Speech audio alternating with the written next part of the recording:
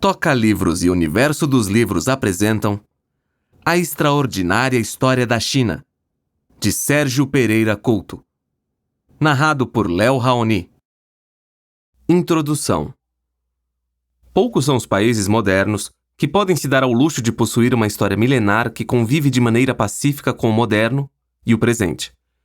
Esse é o caso da China. Trata-se de um país que, ao mesmo tempo, causa receio e fascínio em quem não o conhece. O receio é pela maneira estranha e controlada que sua sociedade é conduzida à mão de ferro por seus dirigentes. O fascínio é pela história e tradição que remonta a vários séculos, numa época em que ninguém nem imaginava que aquele amontoado de reinos, de onde saíram os tibetanos e os mongóis, se tornaria hoje uma nação tão forte política e economicamente que atrai as atenções mundiais. Porém, engana-se quem acha que essa transformação foi suave. Os chineses sofreram muito nas mãos de imperadores déspotas, como o mítico primeiro imperador Qin Shi Huangdi, também grafado como Huangdi, cujo exército de soldados, feitos de terracota em tamanho natural, correu o mundo e causou assombro e admiração. Pouco antes do fim do imperialismo, houve a invasão de seu território por diversas nações europeias, a ponto de estas acharem que tinham o direito de colocar placas com os dizeres proibido, cães e chineses, em jardins localizados em suas cidades. O Japão também pintou e bordou dentro daquele país a ponto de se achar o dono do território, sonho que só acabou com sua derrota para os aliados na Segunda Guerra Mundial. E finalmente vieram os anos conturbados das revoluções comunista e cultural. Mao Tse-tung possui hoje uma popularidade semelhante à de Lenin na Rússia e o culto à sua personalidade ainda persiste nas mentes de parte da população. Mas nada disso impediu a China de se tornar candidata à mais nova superpotência mundial. Este trabalho traz todos os aspectos políticos, históricos, culturais e econômicos que você precisa saber para conhecer melhor aquela civilização tão brilhante e dar a ela seu merecido lugar de destaque. Como diz o provérbio chinês, há 3 coisas na vida que nunca voltam atrás: a flecha lançada, a palavra pronunciada e a oportunidade perdida. Não perca a oportunidade de conhecer a palavra pronunciada deste livro dedicado a esse povo. Boa leitura. O autor, na voz de Léo Raoni. Capítulo 1. História da China. Misteriosa e impenetrável. Essas são as 2 palavras que as pessoas do Ocidente mais ligam à imagem da China quando se fala sobre aquele país. Desde os tempos em que a Revolução Comunista dominou a população e orientou sua mente, a nação, que antes já era envolta por uma camada de isolamento, passou a ser mais impenetrável do que nunca. Porém, não há nada que dure para sempre. Hoje a China é um dos países que resiste bravamente à queda do comunismo na Ásia e sobreviveu até mesmo à queda de sua principal aliada, a União Soviética. Os dirigentes do PCC, Partido Comunista Chinês, de olho na globalização e nas fontes de gastos para seu povo, com um ganho monetário cada vez mais amplo, aceitaram abrir as portas do país para um evento internacional, no caso, as Olimpíadas de 2008. O mundo ficou voltado para a China como um ponto turístico tão procurado quanto qualquer capital cosmopolita da Europa. Estima-se, inclusive, que até 2010 o país roube a posição de destino mais procurado pelos viajantes de todo o mundo, que hoje pertence à França.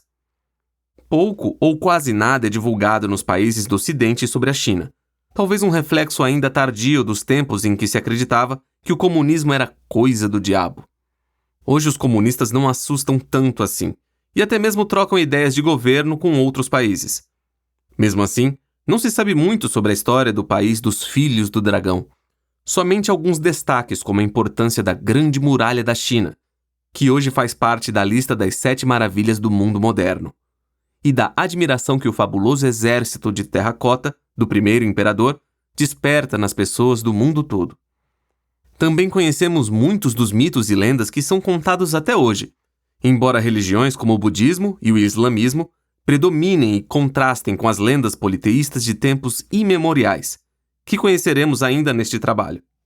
Fora isso, ainda há a grandeza da arte chinesa, especialmente na porcelana, que gerou os famosos e extremamente caros vasos Ming. Além disso, o que mais sabemos? Como vivem os chineses hoje e qual foi a importância da Revolução Cultural de Mao Tse-tung? Por que a arqueologia não recebe permissão para escavar o enorme túmulo do primeiro imperador?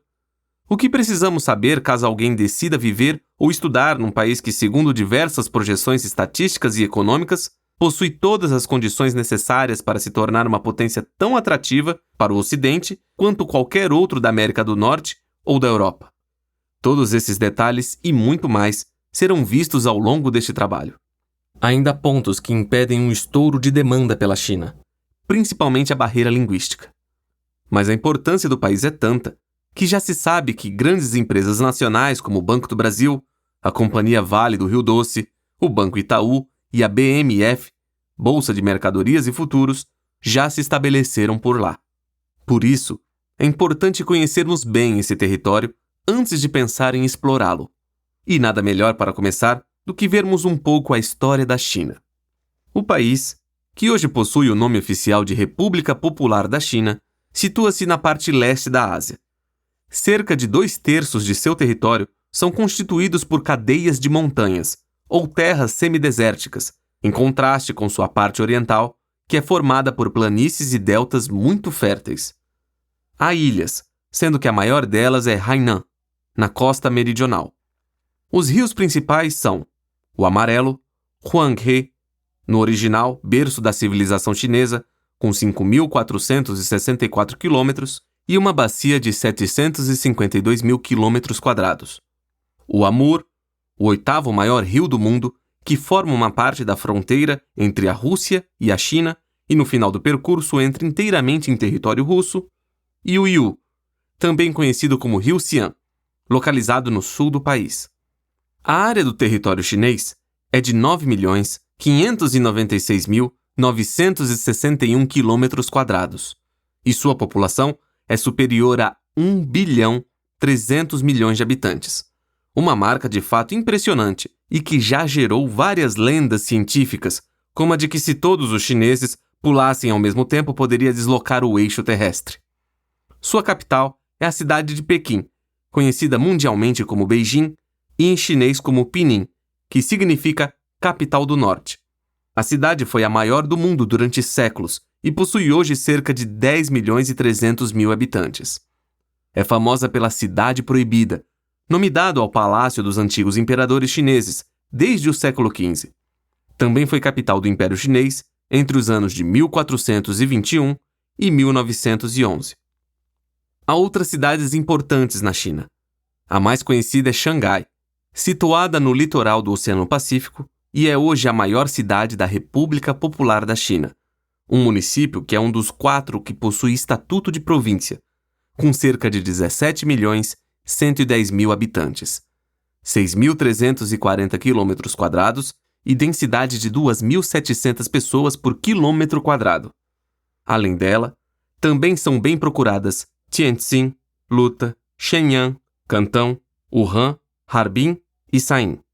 Cada um desses lugares possui um pedaço importante da história chinesa, e montá-la parece um trabalho quase impossível, dado o tamanho da tarefa. Não podemos esquecer que o país possui mais de 4.000 anos de acontecimentos importantes e que sua civilização é uma das mais antigas do mundo. Alguns historiadores chegam a apontar que, de fato, os chineses viriam até mesmo antes da civilização egípcia. Nunca se falou tanto nas contribuições chinesas quanto nesses últimos anos. Afinal, durante a Idade Média, enquanto a Europa se arrastava numa época em que a ignorância e a violência contra o próximo reinavam pelos mais diversos motivos, os chineses se preocupavam com a ciência e as artes, que eram, de longe, mais avançadas que as europeias. Basta lembrar que foram eles quem inventaram e trabalharam o papel, a impressão, bem antes da prensa de Gutenberg, a pólvora e até mesmo tinham pratos culinários que seriam adotados mais tarde pelas nações europeias. Alguém aí se lembrou do macarrão, trazido lá para a Europa por Marco Polo? O talento dos chineses para a poesia, o teatro e a pintura também é reconhecido como grande produção da história da humanidade. A origem do nome. Historicamente, se fala que o nome China teria vindo do primeiro imperador, o responsável pela criação do famoso Exército de Terracota, que já esteve em exposição no Brasil. sobre o qual falaremos com mais detalhes no capítulo 2. Lembremos que Qin Shi Huangdi foi o primeiro a unificar a China e deu nome à nova nação a partir do seu estado soberano que dominou os demais, o estado de Qin.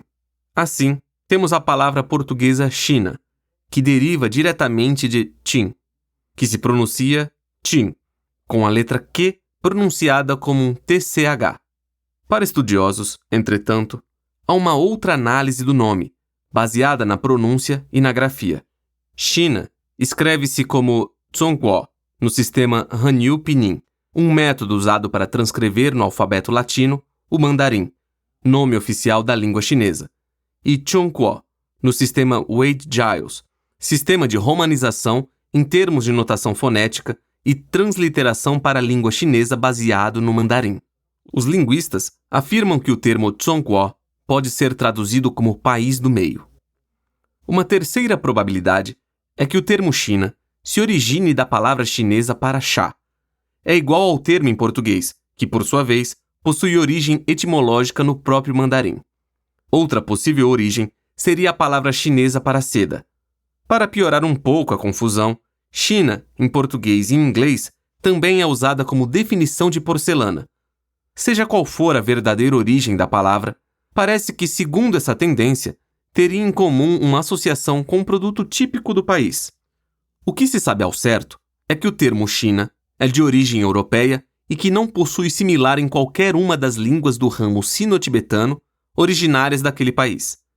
Qual seria a primeira aparição do termo?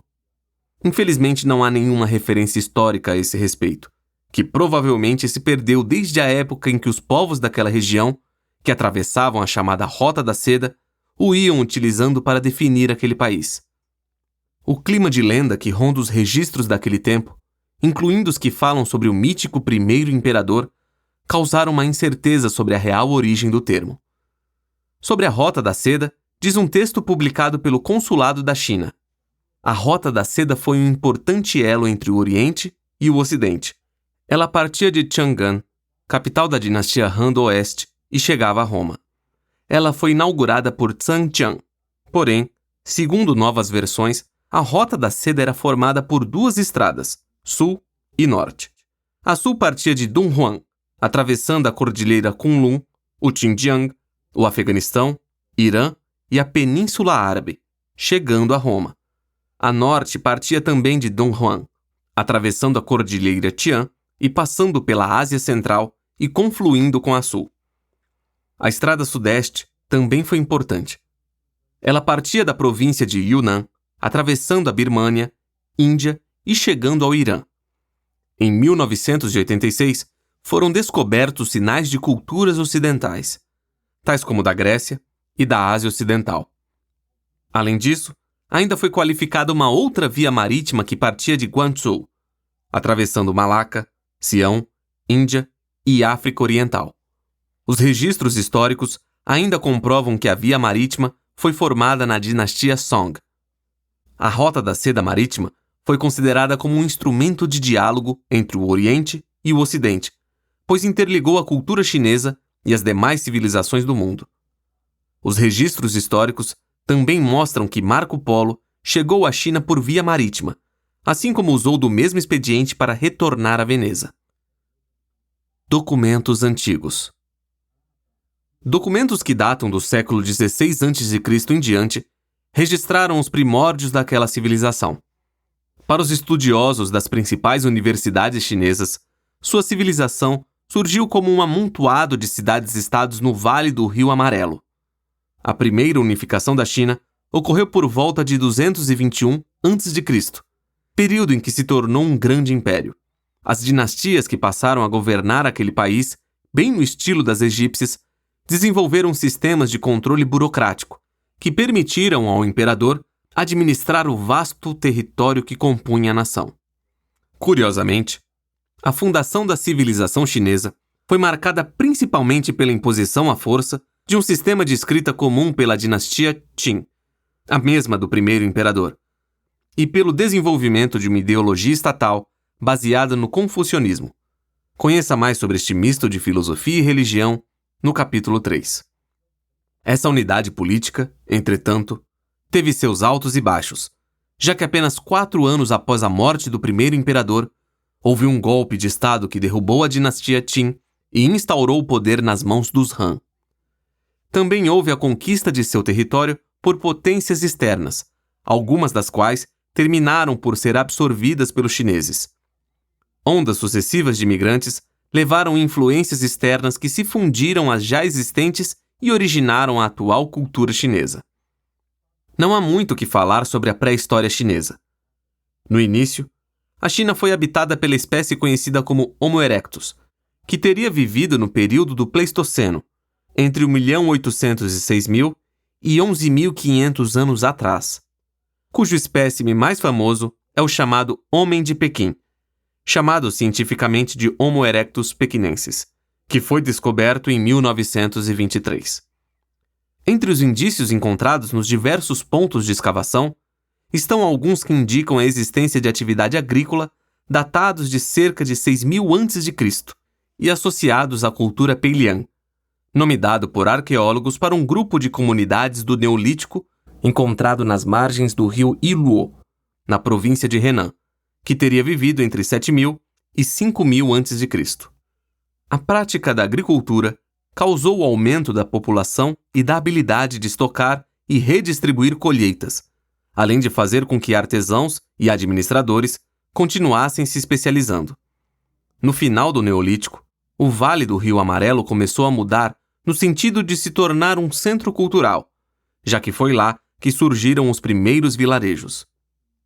De acordo com os registros históricos do historiógrafo Sima Qian, que viveu no século II a.C., falarei mais sobre ele nos próximos capítulos, o período seguinte viu a aparição dos míticos 5 imperadores, sobre os quais há mais informações no capítulo 4. Todos eles foram exemplos de administração e foram considerados sábios, mas um em especial, conhecido como Imperador Amarelo, é apontado como sendo o ancestral do povo chinês. Qian dizia que a hereditariedade do poder político seria estabelecida até o período histórico seguinte, o da dinastia Xia, cujo modelo foi mantido pelas duas seguintes, Shang e Zhou, tempo em que se começa a sair do campo mítico e adentrar o histórico. A seguir, vamos observar as principais dinastias e os fatos históricos a elas ligados. A dinastia Xia. Entre a nebulosidade própria dos mitos está a história da primeira dinastia chinesa, a dinastia Xia, que é citada até mesmo pelo consulado da China. Vamos ver o que seus representantes falam sobre esse assunto. A dinastia Xia foi a primeira dinastia da história da nação chinesa, vivida entre os séculos 21 e 26 a.C., num período de mais de 500 anos com 14 gerações e 17 reis. O lugar principal de seu domínio localiza-se nas regiões do sul da província de Shanxi e do oeste da província de Henan. O fundador da dinastia Xia foi o rei Dai, herói na história chinesa por suas façanhas no controle de enchentes. Segundo registros históricos, ele foi muito aplaudido pelo povo devido ao sucesso no controle do Rio Amarelo, que tinha ameaçado muito a vida do povo, tornando-se assim fundador da dinastia Xia. A fundação da dinastia marcou a substituição da sociedade primitiva pela de propriedade privada. Daí a China entrou na fase de sociedade escrava. É claro que a história não termina por aí. Ao final dessa dinastia, havia uma situação caótica na corte e as diferenças entre as classes tornaram-se maiores. Quando Xia Jie, ou rei Jie de Xia, o último governante da dinastia, acusado pelos registros de ser um tirano, subiu ao trono, viu-se que não tinha o menor talento para administrar um reino, o que fez com que o soberano vivesse uma vida corrupta, levada pelo poder que possuía. Disse que ele vivia o dia todo em companhia de sua concubina favorita e que não dava absolutamente nenhuma atenção ao povo.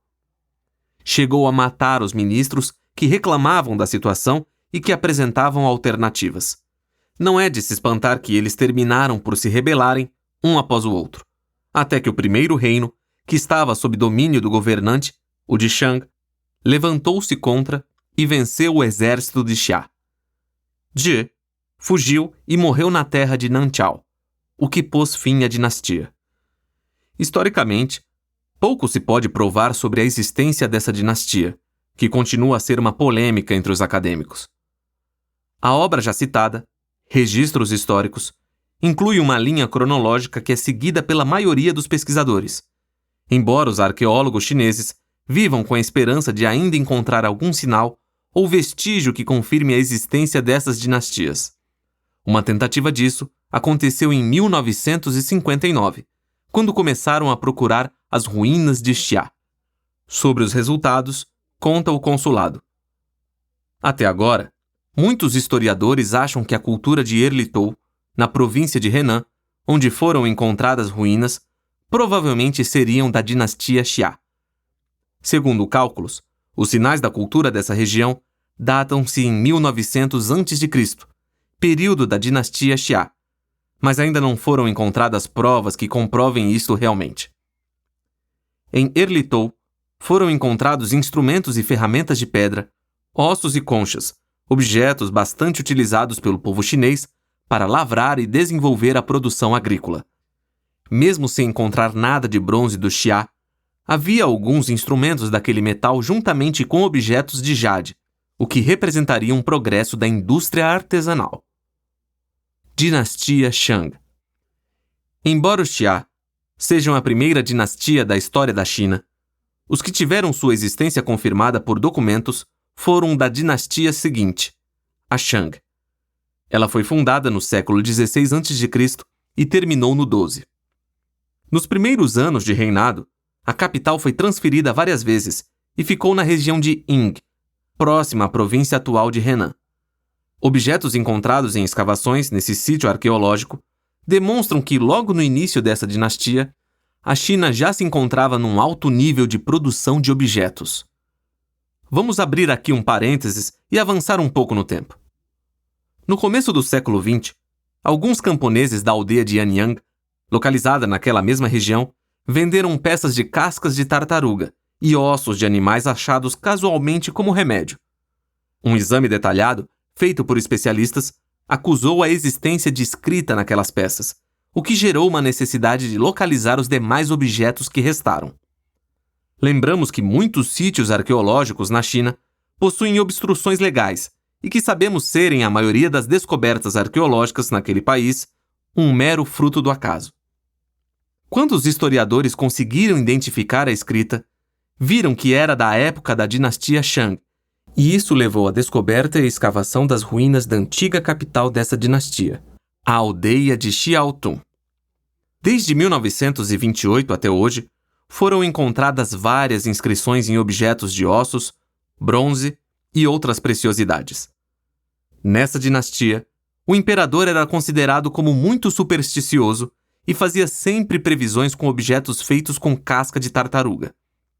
Para usar esse material, era necessário primeiro limpar e polir, depois inserir a escrita. Os objetos feitos eram usados para prever acontecimentos segundo a mudança de sinais após a queimadura destes. Até o momento, foram encontradas mais de 160 mil peças de casca de tartaruga, algumas completas, outras quebradas. Cerca de 4.000 caracteres foram encontrados nessas peças, dos quais mais de 3.000 já foram estudados por arqueólogos que conseguiram decifrar mais de 1.000. O resto ainda não foi decifrado.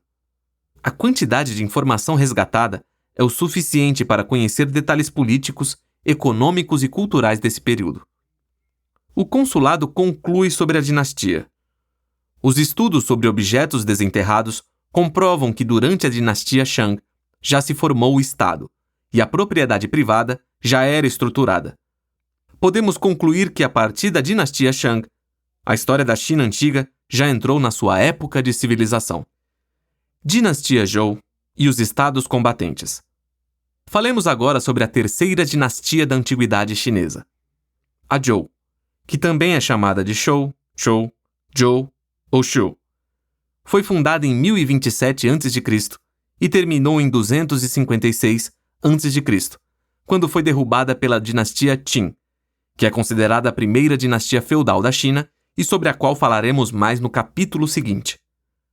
A Zhou reinou por 770 anos e transferiu a capital para o leste, fato que marcou seu reinado em 2 períodos: a Zhou do Oeste, com a capital naquela região, e a Zhou do Leste. Após essa transferência, há mais 2 períodos, o das primaveras e outonos e o dos estados combatentes. Vamos ver o que diz a tradição historiográfica chinesa. Para eles, os Zhou derrotaram os Shang e concretizaram seu domínio ao afirmarem que seguiam um antigo conceito chamado de Mandato do Céu. Uma antiga noção de que o líder, ou seja, o Filho do Céu, governava por direito divino. Porém, quando o governante perdia o trono, ele perdia também o mandato. Trocando em miúdos, como os Shang perderam o trono, perderam também qualquer direito que acreditavam ter ao governo. Pelo mandato do céu, os Zhou assumiam ascendência divina, conhecida com o nome de Qianhuang Shangdi, sobre a anterior, pertencente ao Shang, Shangdi. Essa doutrina explicava e justificava o fim do Xia e do Shang, além de dar suporte à legitimidade dos atuais e futuros governantes. Os Zhou foram fundados pela família Ji, na época em controle da dinastia, e tinham sua capital estabelecida na cidade de Hao, próximo à cidade de Xi'an, onde foi encontrado o exército de terracota séculos depois. Como possuíam os mesmos idiomas e cultura dos Shang, os primeiros governantes Zhou estenderam sua cultura por boa parte do rio Yangtze. O primeiro imperador Zhou foi Zhou Wuwang. Foi seguido no trono por Cheng Wang, que, por ser pequeno demais, teve que deixar o governo nas mãos do seu tio, Zhou Gong, que realizou uma expedição ao leste depois de estabilizar a situação do governo. Entre os anos 770 e 476 a.C., aconteceu o chamado período das primaveras e outonos. Teve esse nome por causa dos Anais das Primaveras e Outonos, uma crônica do mesmo período cuja autoria é atribuída tradicionalmente a Confúcio. Foi durante essa época que o governo se descentralizou. Teria sido inclusive no último período dessa era que nasceu Confúcio. Sobre esse período, diz o consulado: com o desenvolvimento econômico e o aumento demográfico, estados maiores entraram em suas disputas hegemônicas, com que se registraram grandes mudanças sociais. Na área agrícola, apareceram ferramentas, infraestruturas hídricas, com que a produção tem aumentado muito. O período da primavera e outono é um período de transição da dinastia Zhou do Oeste. Por fim, veio o chamado período de estados combatentes, que durou de 403 a 221 a.C. Foi uma época em que os estados soberanos lutavam entre si pela hegemonia e o controle dos demais. Nessa época surgiram outros estados, como os de Zhao, Han e Wei. A unificação da China pelo primeiro imperador teria acontecido ao final do período. Esses anos foram marcados pela constante mudança na situação geopolítica dos estados, uma vez que muitos deles, os pequenos e médios, foram anexados pelos grandes estados até sobrarem apenas os 7 maiores: Qin, Shu, Yan, Han, Zhao, Wei e Qi. Embora a maioria tivesse se dedicado a realizar reformas, foi feita pelo estado de Qin, chamada de Reforma Shangyang, a que teve maior impacto. Dinastia Han. Agora teremos que dar um pequeno salto, já que o período seguinte, o da dinastia Qin, será falado no próximo capítulo com detalhes. Para o leitor, basta saber, no entanto, que Qin Shi Huangdi foi considerado um governante megalomaníaco e sanguinário. Trouxe com certeza muitos benefícios para a consolidação da China como país, mas a um custo muito alto. Tanto que sua dinastia foi derrotada apenas 4 anos após sua morte. Assim, nada mais natural do que pularmos esse período e irmos direto para o seguinte, que foi o domínio da dinastia Han, considerada por muitos historiadores chineses como a Era de Ouro. Essa dinastia durou de 206 a.C. a 220 d.C. Está dividida em pelo menos 2 partes. A Han Ocidental, ou anterior, entre 206 a.C. e 9 d.C., e a Han Oriental, ou posterior, entre 25 e 220 d.C. Foi fundada pelo imperador Gao, também chamado de Liu Bang, e tinha capital estabelecida na cidade de Xiangyang. Gao governou por 7 anos e reforçou o poder centralizado. Elaborou uma série de políticas relacionadas com a vida do povo, com as quais consolidou seu domínio. Morreu em 159 a.C.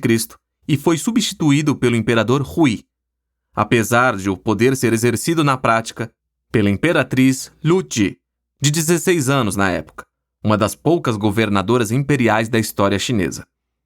Depois vieram os imperadores Wen, 179 a 157 a.C., e Jing, 156 a 141 a.C., que aplicaram uma política que favorecia o povo com a redução de impostos, o que fez com que a economia prosperasse.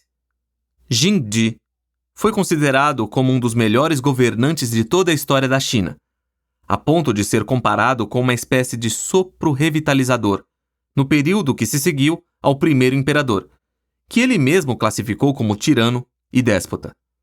Anos depois, os arqueólogos também encontraram um exército de terracota próximo do túmulo desse monarca, mas de um tamanho bem menor que o do primeiro imperador e apenas com seu corpo. As roupas usadas pelas estátuas haviam apodrecido, bem como os braços móveis de madeira. Num documentário de TV paga, o exército de Jingdi é mostrado como um grande grupo de estátuas nuas sem braços, mas com feições incrivelmente realistas. Depois do domínio de Wang e Jing, o poder dos Han foi incrivelmente fortalecido, conforme conta o consulado. Em 141 a.C., o imperador Wu subiu ao trono. Durante sua administração, ele mandou atacar os hunos, tendo expandido sua área de domínio e garantido o desenvolvimento da economia e cultura no norte. Quando velho, ele parou os ataques, dedicava-se mais à agricultura, continuando assim a promover o desenvolvimento econômico de sua dinastia. Depois dele, o imperador Zhao continuou a desenvolver sua economia, levando a dinastia Han do Oeste para um período mais próspero. Cerca de 38 anos depois, o poder dos Han havia aumentado muito, o que também provocou algumas pessoas e fez com que houvessem levantes. No ano 8 da era cristã, Wang Mang tomou o poder, mudou o nome do reino, o que marcou assim o fim dos Han do Oeste. Essa dinastia possuía um governo favorável ao povo, com estabilidade política e econômica. Registrou-se nesse período um grande desenvolvimento na indústria de ateliê, comércio, cultura e arte, bem como nas ciências naturais. O aumento do nível científico provocou alterações nos de fundição, metalurgia e tecelagem. Também tiveram um grande desenvolvimento os intercâmbios diplomáticos e comerciais com países da Ásia Ocidental por meio da já citada Rota da Seda. A dinastia Han do Leste reinou entre os anos 25 e 220 d.C., com o imperador Guangwu. Os dialetos foram unificados e a miscigenação dos diversos grupos étnicos que viviam na região começou. Na mesma época, a China iniciou sua expansão para o Ocidente e estabeleceu protetorados e rotas comerciais, realizando comércio inclusive com o Império Romano. Assim, no começo da dinastia Han do Leste, graças ao reforço do poder centralizado e da união entre as forças regionais, o país estava numa fase estável economicamente, com ciência e tecnologia bem superiores às observadas na dinastia Han do Oeste. Porém, quando a dinastia já estava em seus últimos anos, os homens das estepes, ou seja, os mongóis, voltaram a atacar o território depois de muitos anos de paz. Essas invasões e outras revoltas internas da nobreza geraram uma série de lutas que durariam cerca de 75 anos no total. Assim, os Han do Leste foram destronados e o país se dividiu em 3 reinos: Wei, Shu e Wu. Período de transição. Entre os anos 220 e 559, apareceu a dinastia Wei e Jin, no rastro do fim dos Han. Entre os anos 189 e 265, havia apenas os 3 reinos descritos no parágrafo anterior. Houve ainda outras divisões, e quando chegamos ao período entre 317 e 420, ao sul do rio Yangtze, vemos que o norte estava numa situação ainda mais caótica, com cerca de 16 reinos que lutavam pelo poder. Enquanto isso, o Sul tinha sua economia desenvolvida. Por este motivo, os grupos do Oeste e do Norte. Esperamos que você tenha gostado desta prévia. Para continuar ouvindo este audiolivro no Google Play Livros, use o link na descrição do vídeo.